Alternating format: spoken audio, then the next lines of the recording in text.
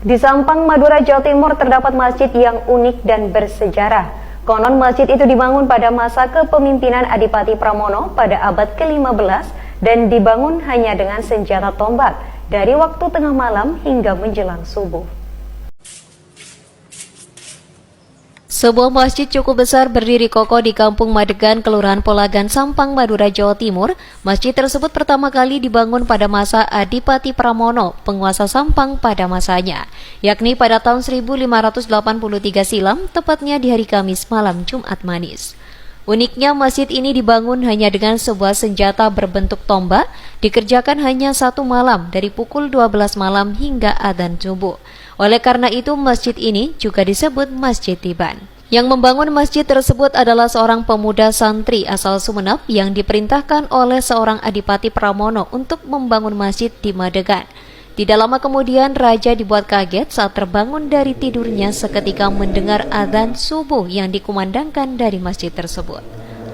Setelah melaksanakan tugasnya, santri itu meminta izin untuk masuk ke sebuah pohon sawu yang tertanam di halaman masjid hingga saat ini.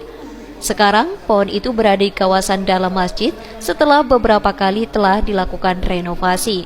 Konon kata orang-orang, sesekali sosok keluar dari pohon sawu itu kemudian ikut sholat berjamaah di masjid. Untuk mempertahankan keberadaannya, pohon sawu itu yang sekarang kondisinya sudah mati diberi pelindung dalam kurungan kaca supaya selalu bisa dilihat oleh para jamaah sholat. Muatannya dari jam 12 malam sampai subuh selesai.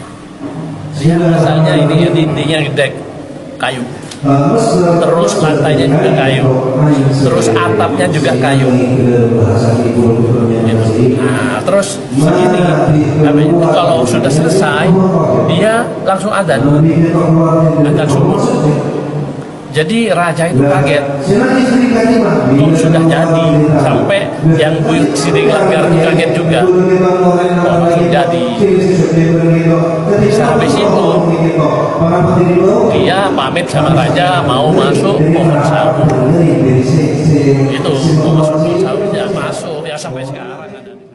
Selain itu, di dalam masjid juga terdapat sebuah sumber air yang menurut cerita takmir masjid, air tersebut juga air Zam-Zam yang tersambung dari Mekah.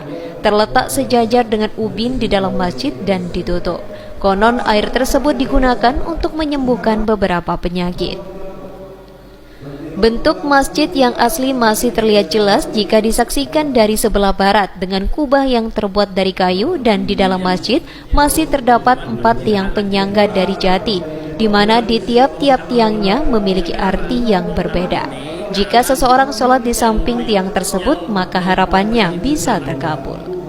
Kisah-kisah menarik tentang masjid ini masih cukup banyak. Salah satunya, masjid ini juga digunakan oleh warga Madura untuk melakukan sumpah pocong jika di antara mereka berselisih paham. Ali Muhdor, JTV.